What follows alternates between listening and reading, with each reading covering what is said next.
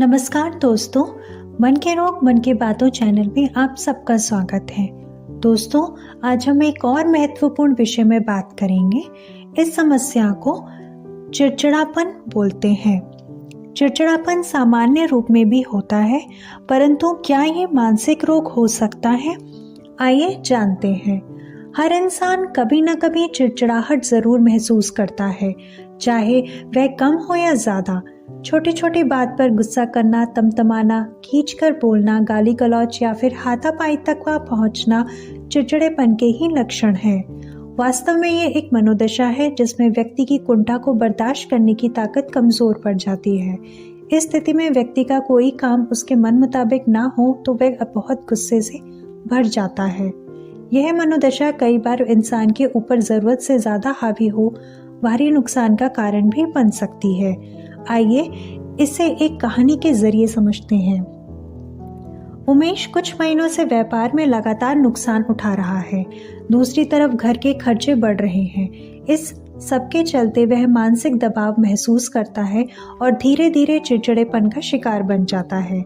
वह अपने ग्राहकों व रिश्तेदारों से चिढ़कर बोलने लगता है।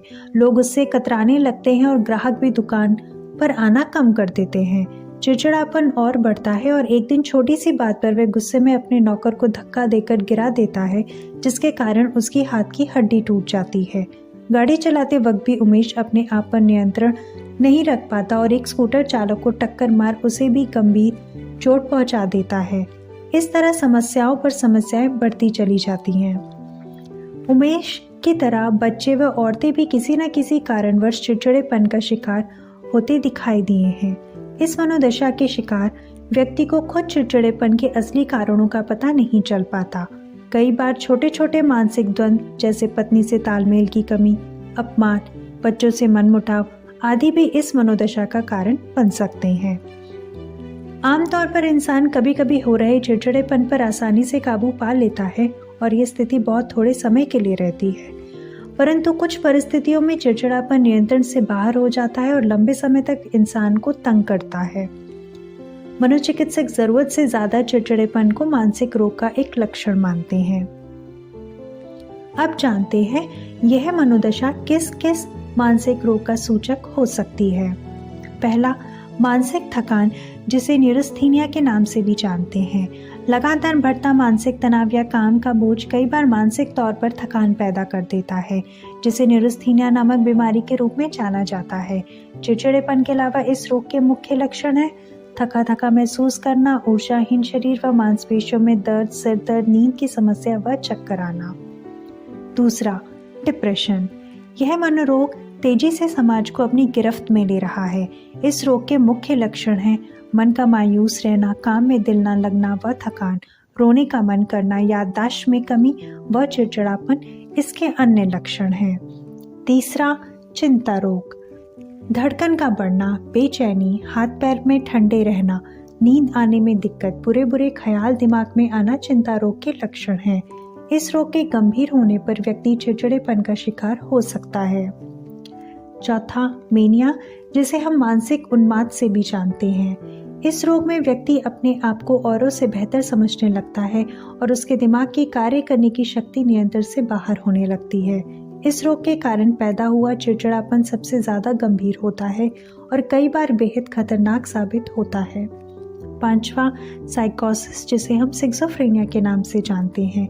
यह एक गंभीर मानसिक रोग है जिसमें इंसान अपने आसपास के लोगों पर बेवजह शक करना शुरू कर देता है। उसे लगता है मानो कोई उसके खिलाफ साजिश रच रहा है। इसी सोच के चलते वह चिड़चिड़ेपन का शिकार हो जाता है। एवं व्यक्तित्व विकार। कुछ लोगों का व्यक्तित्व ही मूल रूप से विकार लिए होता है। अहंकारी, असामाजिक, भावनात्मक रूप से डावाडोल आदि व्यक्तित्व वाले लोगों का स्वभाव चिड़चिड़ा हो सकता है।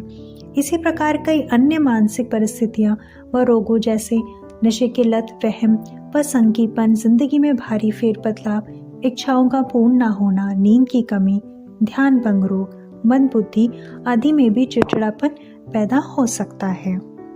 आइए अब हम जानते हैं चिड़चिड़ेपन के क्या उपचार हो सकते हैं। ज्यादातर लोगों में चिड़चिड़ापन किसी न किसी मानसिक रोग का लक्षण होता है। मानसिक रोग का उचित इलाज होने पर चिड़चिड़ेपन अपने आप नियंत्रण में आने लगता है।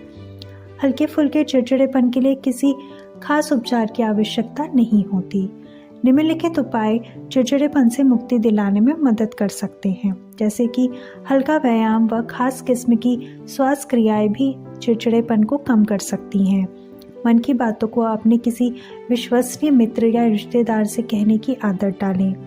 मधुर संगीत सुनना भी लाभदायक हो सकता है। इस स्थिति में निश्चलता का अभ्यास काफ़ी मददगार साबित हो सकता है। इन्हें हमेशा विशेषज्ञ की देखरेख में सीखें।